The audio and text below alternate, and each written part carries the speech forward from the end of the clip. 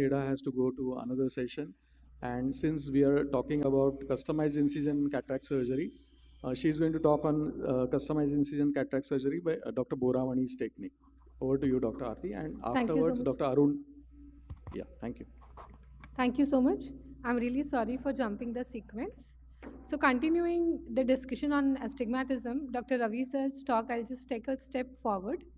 At the outset, I would like to thank Dr. Sahu sir, Dr. Boramani sir, and team ISM CICS for this wonderful opportunity. Dr. Boramani sir, a special thank to you for allowing me to present this. Dr. Boramani's customized incision cataract surgery. As we know, cataract surgery has now become a refractive surgery, and the biggest concern with SICS is surgically induced astigmatism. I'll start with a scenario.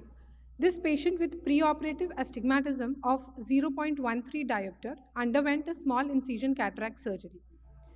Post-operatively, patient had astigmatism of just 0.17 diopter. So, is it possible to not induce any astigmatism with SICS? Let me show you another case with pre-existing astigmatism of 2 diopter who happened to be a VIP and wanted to get implanted with autofocus pro lens, which is a multifocal lens without any rings presently. They don't have any toric range of IOL. Other eye also had astigmatism of 2 diopter and phacoemulsification was done elsewhere and the patient had same astigmatism of 2 diopter post-operatively. So we decided to do a small incision cataract surgery for this eye with the aim of reducing the pre-existing astigmatism of 2 diopter. Patient underwent small incision cataract surgery and post-operatively patient had astigmatism of 0.43 diopter on topographer. Autoref showed the astigmatism of 0.25 and subjectively the patient was 6/9 with plano glasses. The published literature shows that the biggest advantage of phaco over SICS is that the induced astigmatism is less, but there are no studies to say how small incision cataract surgery wound modification can lead to the desirable results on astigmatism. The principle is very simple. A straight incision leads to astigmatism of 1.2 diopter to 1.5 diopter. When the incision is frowned, wherein the end of the incision goes away from the limbus, the astigmatism produced is of 0.75 diopter, indicating that the more curved the incision is, the less astigmatism it will induce. So this is how one can titrate the incision against the pre-existing astigmatism.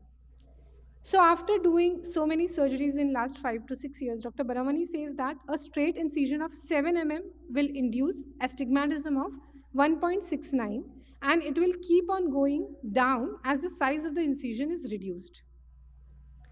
If the incision is frowned one, the induced astigmatism will be only 0.5 diopter and as you go on making it more curved, it will induce less astigmatism. If it is perfect U, the U-shaped incision, it will not induce any astigmatism. The temporal incisions are away from the optical axis, so they are not very strong in inducing or neutralizing the astigmatism. So a 7 mm temporal incision will induce astigmatism of 1 diopter and a 5 mm will induce astigmatism of 0.4 diopter. If the temporal incisions are curved, they don't have any effect on astigmatism. Superonasal and superotemporal incisions behave in between the superior and the temporal incision, so accordingly you need to calculate. To have a better effect of the incision on the steep meridian, you must center your incision on the steep meridian, irrespective of the shape and the size of the meridian, so that the vector forces are acting equally from both the sides on steep meridian. The next question is where to sit for the surgery. Whatever may be the steep meridian, you will always get this half circle on both the sides. You can go inferotemporal or slightly superonasal.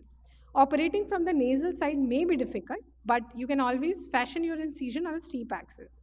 The SIA software can be useful to calculate your own astigmatism. You can put one type of incision in one meridian to find out your own average astigmatism. So we will go through few more cases. This patient had preoperative astigmatism of 0.28 and the steep meridian is 100. The incision was taken at 100 degree and it was extremely curved. So there was hardly any incision on this effect on the astigmatism. In this case, the left eye, the steep axis is at 40.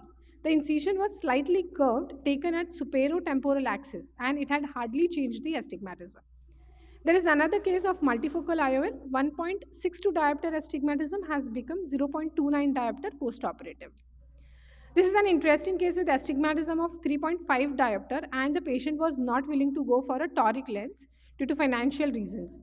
A large straight incision was taken, and there was a significant reduction in astigmatism, and surgically induced astigmatism was almost 3 diopter. Her incision was almost 7.5 mm on the steep axis.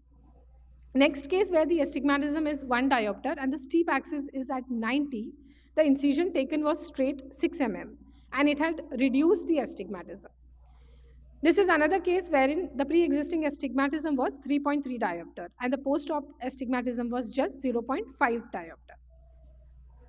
Another case of multifocal IOL wherein pre-op astigmatism of 0.33 diopter was reduced to just 0.3 diopter.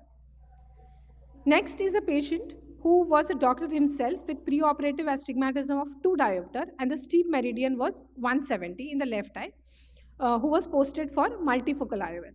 So the astigmatism was fashioned at superotemporal quadrant and the astigmatism was totally neutralized.